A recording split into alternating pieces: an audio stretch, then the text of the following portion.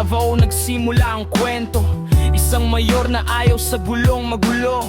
Hindi santo, hindi rin perpekto, pero galit sa taong sumisira sa kapwa't gobyerno. Mga kanto noon puno ng sindikato, takot lumabas kahit simpleng tao. Mga adik walang takot pumatay, habang ang hustisya parang tulog na bantay. Kaya isang boses ang sumigaw sa dilim, kapag ako ang namuno, lilinisin ko rin. At unti-unting nagbago ang syudad, disiplina ay bumalik, krimen ay umatras. Marami ang nadwa, marami ring galit, dahil kapag may pagbabago may masasagasaan pilit.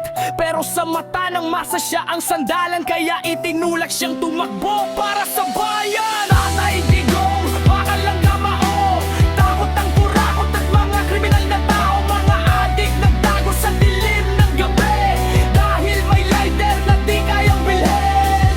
Buong Pilipinas gustong baguhin, kapayapaan ang nais niyang marating. Pati rebelde at teroristang ligaw, sinubukang akayin pabalik sa liwanag. Nanalo siya't umalingaw-ngaw ang pangalan, mula Luzon hanggang dulo ng Mindanao. Mga opisyal na sanay sa nakaw, biglang nanginig nang siya'y sumigaw.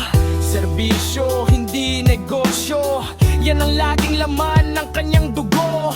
Mga proyekto mabilis sumusad, habang mga kritiko'y lalong nagingit-ngit. Pero habang tumatagal ang laban, dumadami rin ang gustong humarang. Mga dating tahimik biglang sumisigaw, parang gustong burahin ang kanyang pangalan.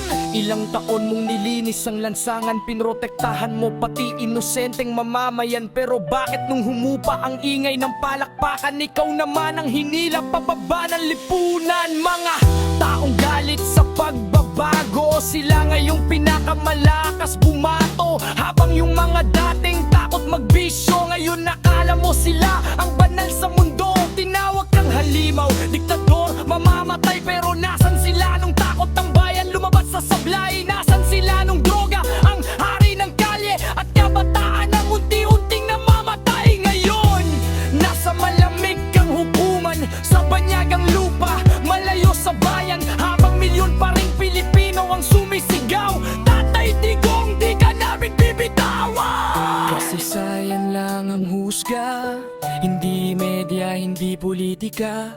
Sa bawat leader na gustong magbago, may kapalit na galit ng mga talo.